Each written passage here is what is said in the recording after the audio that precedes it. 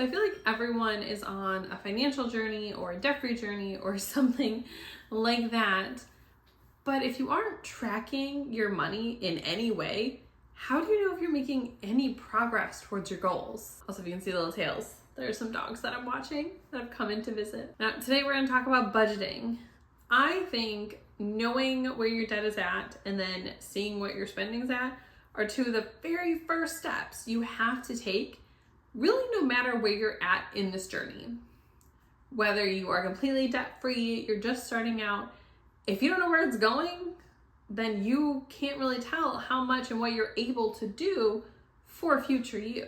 So we are going to jump into some videos and we're just gonna have a little conversation about budgeting. So this first clip is from Ramit. I don't know too much about him. He did have a show on Netflix, like I'll Teach You How to Be Rich or something along those lines.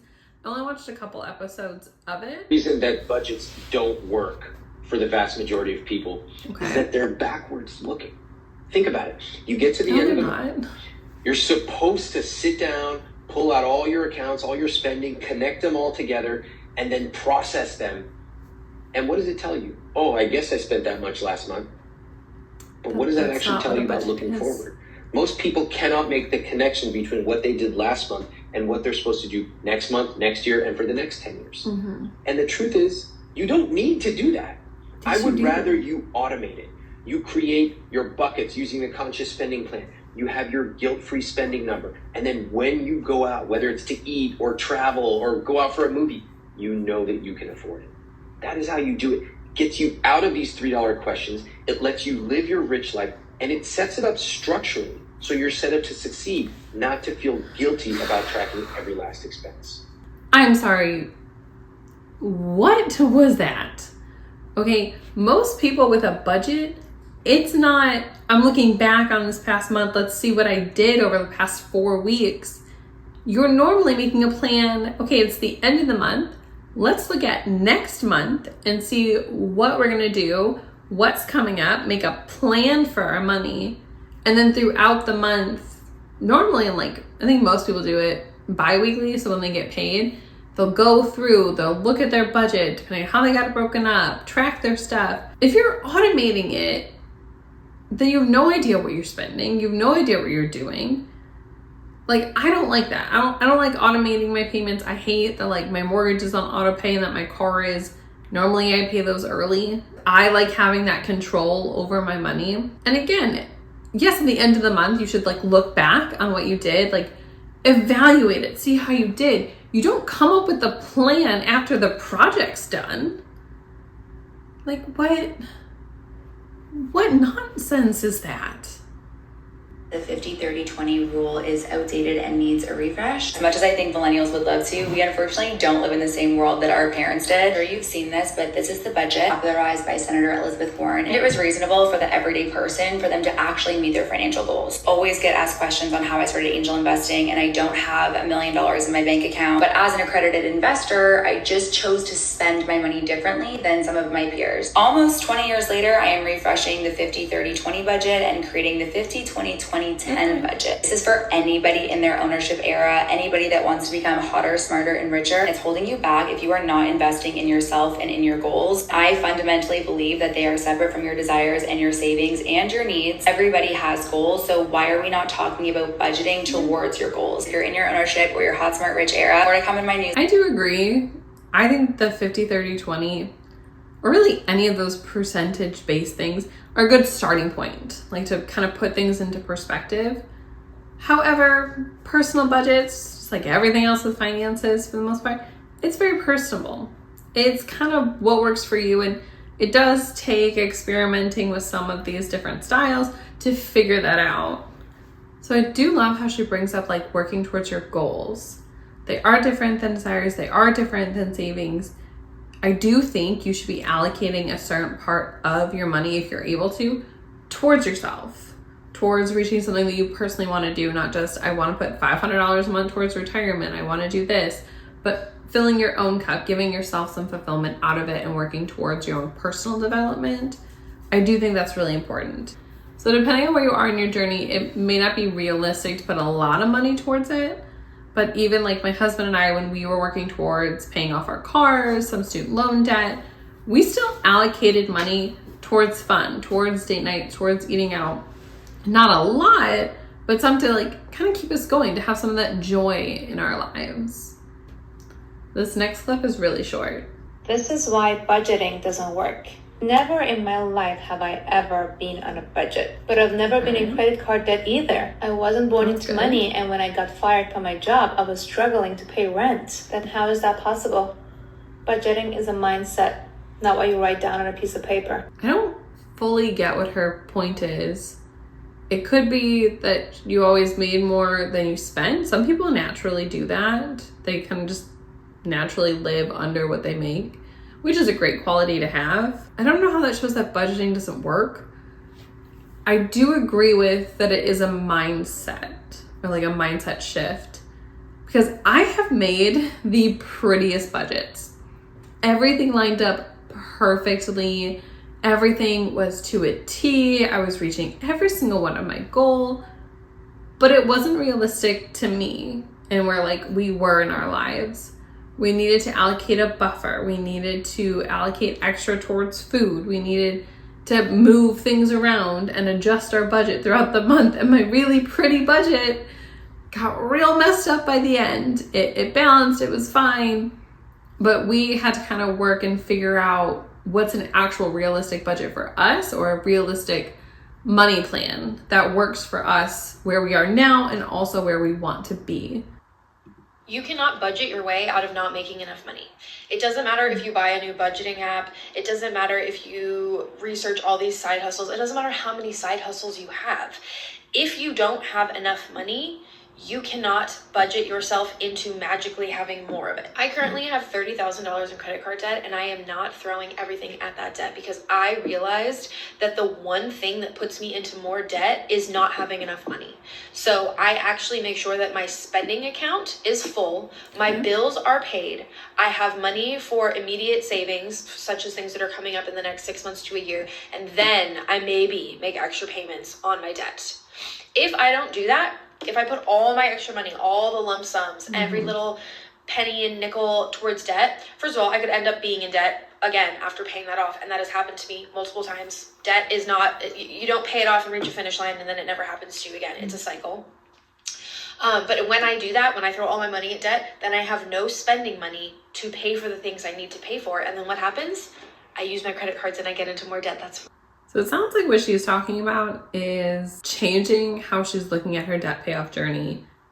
And it is true. I do wish that you could just buy a magical budget template or this like beautiful thing. Some of them are gorgeous.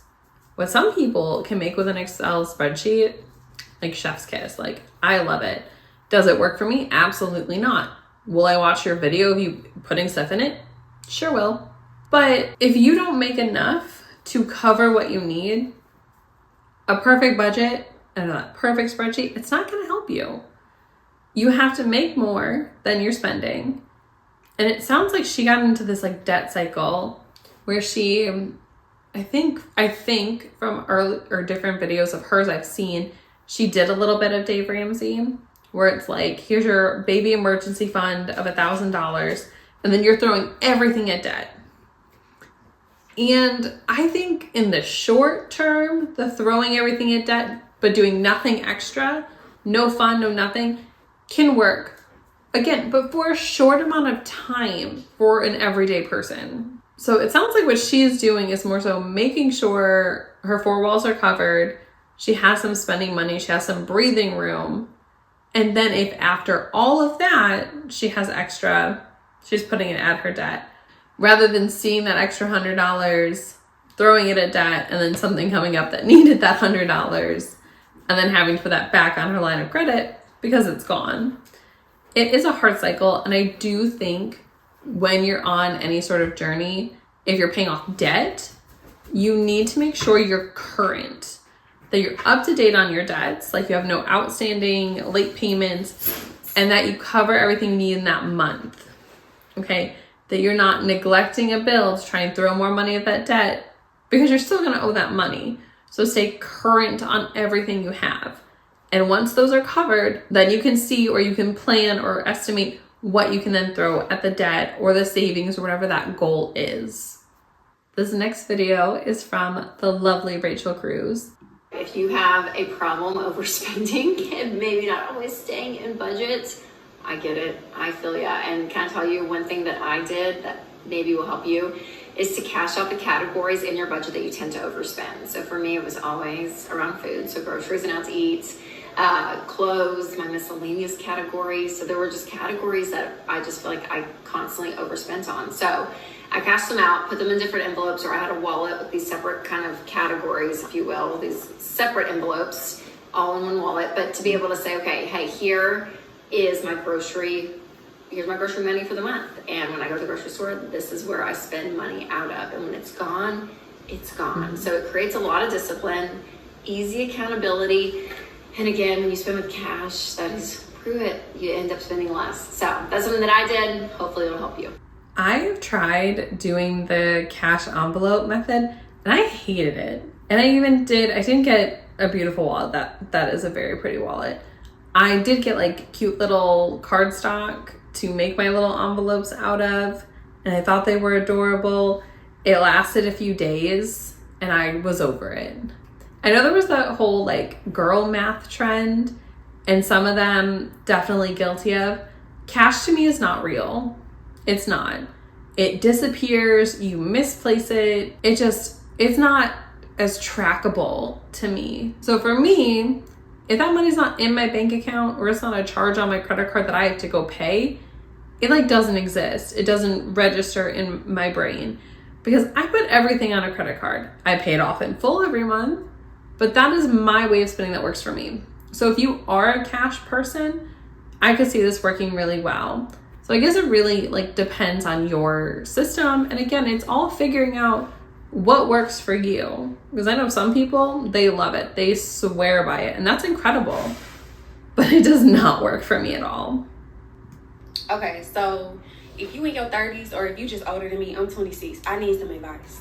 And I need y'all to tell me if I need to calm my ass down and just chill and breathe, or if like what I'm feeling is valid. Just a little backstory on me. I've been working since I was 14. Mm-hmm. In college, at one point I had like 3 jobs at a time. I just always struggled personally with financial insecurity. I have never trusted people to take care of me the way that I take care of me financially. Mm-hmm. So with that being said, I'm having this struggle at 26 where I'm realizing that majority of my money is going towards bills. It's not going towards anything that like feeds me, like feeds my spirit, or like is for fun. And that is really bothering me because I can't budget myself out of that. I only need more money. So like, should I just chill out or should I just like work harder? Like, what do I do? Because you can only get your budget down so far. You only have so much control over what your rent or your mortgage is. You only have so much control over how much money you spend on gas or how much money you spend on groceries. You have control over how much you spend going out to eat or to movies or to any of the fun things. But your basics, there's only so much wiggle room. So you can only get that budget down so little. At a certain point, you can't take anything else away. You have to bring in more, which unfortunately is either getting another job, getting a side hustle, selling some stuff, depending on your living situation, getting a roommate, moving back home. It takes some extremes. And I can empathize with her because I've also been working since I was 14, or really earlier. But at 14, I got my first summer job. I worked a lot.